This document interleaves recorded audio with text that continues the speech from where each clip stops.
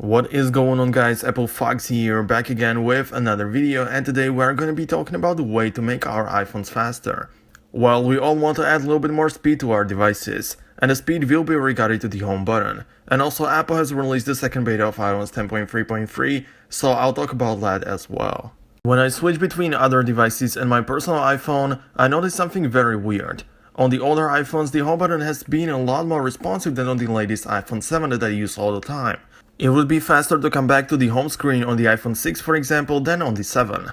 So I started to compare the versions of iOS and so on, but it turned out that the iOS has nothing to do with this whole situation. But it is really weird, and it pisses me off when I know that older devices react faster to the click of the home button than the new ones.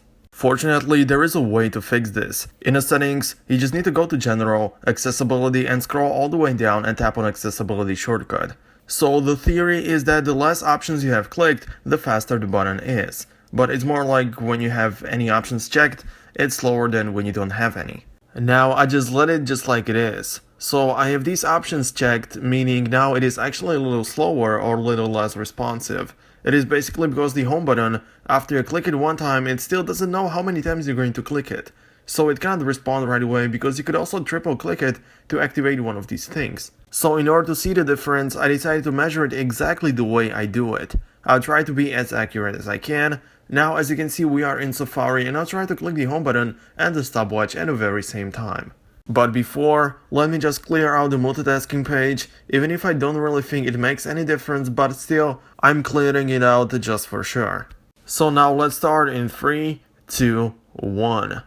Now the video, as you can see, is paused the moment we got to the home screen, in order for us to see exactly how long it took.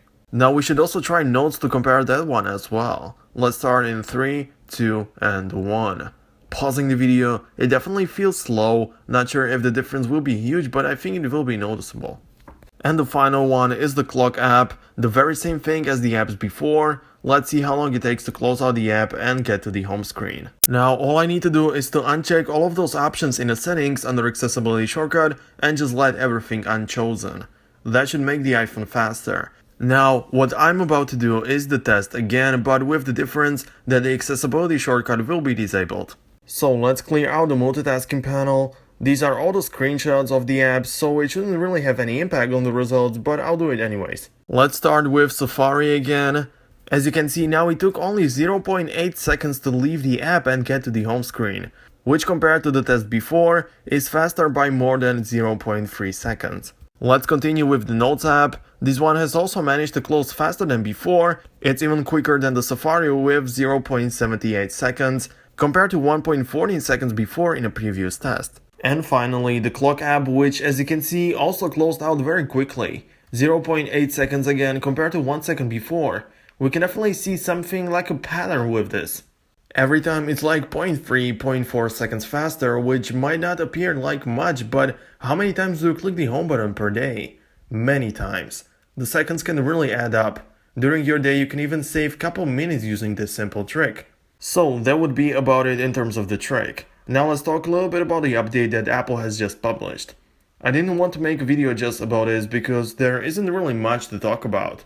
It's of course beta, so if you're not part of the beta program, you're not going to see it in the settings. So what does it bring? As you're probably guessing, there are no new apparent or visible changes, so nothing like a new feature can be seen in this version of iOS. All it brings is bug fixes and some tiny improvements. So thank you for watching, I really hope you enjoyed this video. Leave a thumbs up if you like it. Don't forget to click the subscribe button if you don't want to miss anything important in the future. Have a great day and see you next time. Peace.